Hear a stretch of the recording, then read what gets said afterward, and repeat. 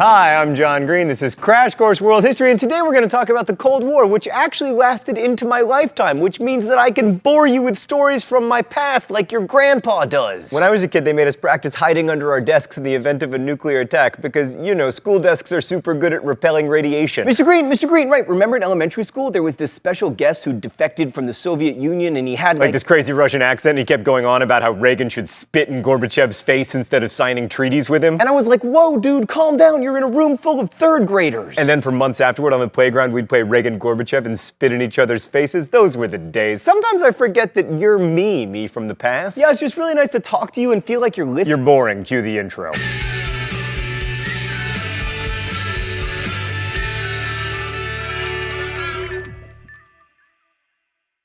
So the Cold War was a rivalry between the USSR and the USA that played out globally. We've tried to shy away from calling conflicts ideological or civilizational here on Crash Course, but in this case, the clash of civilizations model really does apply. Socialism, at least as Marx constructed it, wanted to take over the world, and many Soviets saw themselves in a conflict with bourgeois capitalism itself. And the Soviets saw American rebuilding efforts in Europe and Japan as the US trying to expand its markets, which, by the way, is exactly what we were doing. So the US feared that the USSR wanted to destroy democratic and capitalist institutions, and the Soviets feared that the US wanted to use its money and power to dominate Europe and eventually destroy the Soviet system. And both parties were right to be worried. It's not paranoia if they really are out to get you. Now, of course, we've seen a lot of geopolitical struggles between major world powers here on Crash Course, but this time there was the special added bonus that war could lead to the destruction of the human species. That was new for world history, and it's worth remembering it's still new. Here's the period of time we've discussed on Crash Course, and this is how long we've had the technological capability to exterminate ourselves.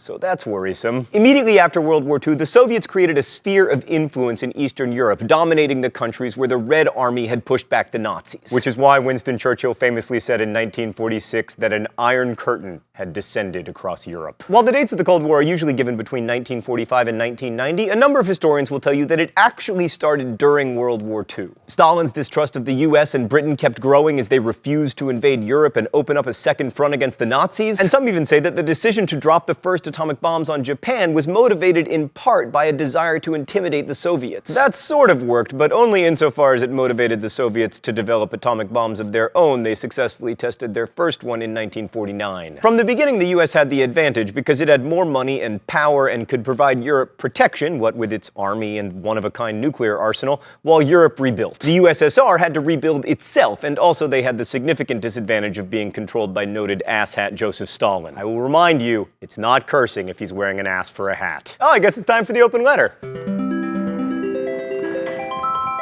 An open letter to Joseph Stalin. But first, let's see what's in the secret compartment today. Oh, it's Silly Putty. Silly Putty, the thing that won the Cold War. This is exactly the kind of useless consumer good that would never have been produced in the Soviet Union. And it is because we had so much more consumer spending on stuff like Silly Putty that we won the Cold War. Go team! Dear Joseph Stalin, you really sucked. There was a great moment in your life at your first wife's funeral when you said, "I don't think I shall ever love again." And then later, you had that wife's whole family killed. Putting aside the fact that you're responsible for tens of millions of deaths, I don't like you because of the way you treated your son Yakov. I mean, you were really mean to him, and then he shot himself, and he didn't die, and you said, he can't even shoot straight. And then later, when he was captured during World War II, you had a chance to exchange prisoners for him, but you declined. And then he died in a prison camp. You were a terrible leader, a terrible person, and a terrible father. Best wishes, John Green. All right, let's go to the thought bubble. Europe was the first battleground of the Cold War, especially Germany, which was divided into two parts, with the former capital, Berlin, also divided into two parts. And yes, I know the western part was divided into smaller occupation zones, but I'm simplifying. In 1948, the Soviets tried to cut off West Berlin by closing the main road that led into the city, but the Berlin airlift stopped them. And then in 1961, the Soviets tried again, and this time they were much more successful, building a wall around West Berlin, although it's worth noting that the thing was up for less than 30 years. I mean, Meatloaf's career has lasted longer than the Berlin Wall did. The US response to the Soviets was a policy called containment. It basically involved stopping the spread of communism by standing up to the Soviets wherever they seemed to want to expand. In Europe, this meant spending a lot of money. First, the Marshall Plan spent $13 billion on rebuilding Western Europe with grants and credits that Europeans would spend on American consumer goods and on construction.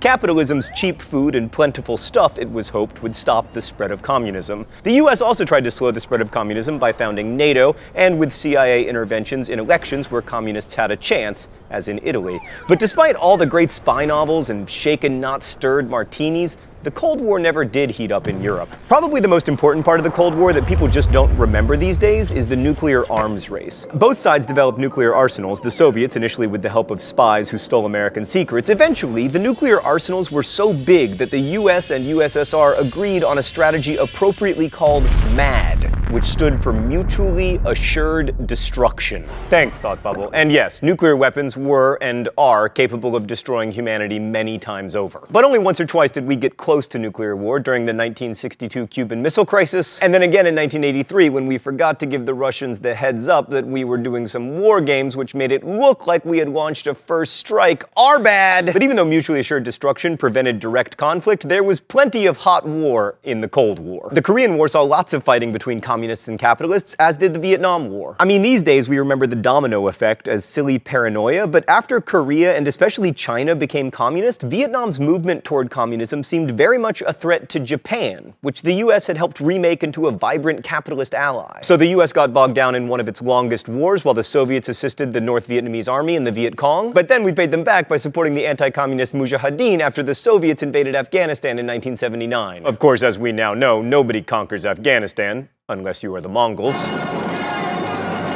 So after 10 disastrous years, the Soviets finally abandoned Afghanistan. Some of those Mujahideen later became members of the Taliban, though, so it's difficult to say that anyone won that war. But it wasn't just Asia. In Nicaragua, the US supported rebels to overthrow the leftist government. In El Salvador, the US bolstered authoritarian regimes that were threatened by left-wing guerrillas. The United States ended up supporting a lot of awful governments, like the one in Guatemala, which held onto power through the use of death squads. Frankly, all our attempts to stabilize governments in Latin America led to some very unstable Latin American governments and quite a lot of violence. And then there were the lukewarm conflicts, like the Suez Canal crisis, where British and French paratroopers were sent in to try to stop Egypt from nationalizing the Suez Canal, or all the American covert operations to keep various countries from falling to communism. These included the famous CIA-engineered coup to overthrow Iran's democratically elected Prime Minister Mohammad Mossadegh after his government attempted to nationalize Iran's oil industry, and the CIA helping Chile's General Augusto Pinochet overthrow democratically elected Marxist President Salvador Allende in 1973. And lest we think the Americans were the only bad guys in this, the Soviets used force to crush popular uprisings in Hungary in 1956 and in Czechoslovakia in 1968. So you may have noticed that our discussion of the Cold War has branched out from Europe to include Asia and the Middle East and Latin America, and in fact almost every part of the globe was involved in some way, with the planet being divided into three worlds. The first world was the US, Western Europe, and any place that embraced capitalism and a more or less democratic form of government. The second world was the Soviet Union and its satellites, mostly the Warsaw Pact nations China and Cuba. The third world was everyone else, and we don't use this term anymore because it lumps together a hugely diverse range of countries. We'll talk more about the specific economic and development challenges faced by the so-called third world countries, but the big one in terms of the Cold War was that neither the US nor the Soviets wanted any of these countries to remain neutral. Every nation was supposed to pick sides, either capitalist or communist, and while it seems like an easy choice now, in the 50s and 60s it wasn't nearly so clear. I mean, for a little while it seemed like the Soviets might come out ahead, at least in the third world. For a while, capitalism, and especially the United States, seemed to lose some of its luster. The US propped up dictatorships, had a poor civil rights record, we sucked at women's gymnastics, plus the Soviets were the first to put a satellite, a man, and a dog into space. Plus Marxists just seemed cooler, which is why you never see Milton Friedman t-shirts. Until now, available at dftba.com. I like that stand, but I'm more of a centrist. Can I get a Keynes shirt? Yes!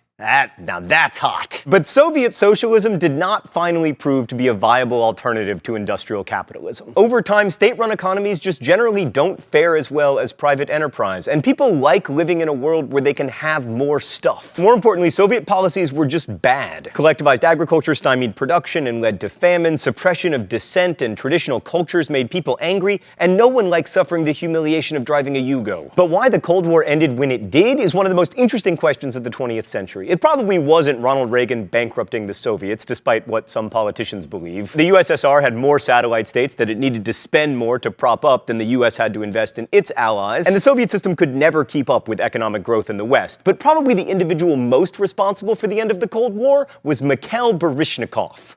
No? Mikhail Gorbachev? Well, that's boring. I always thought the Soviets danced their way to freedom, no? It was glasnost and perestroika?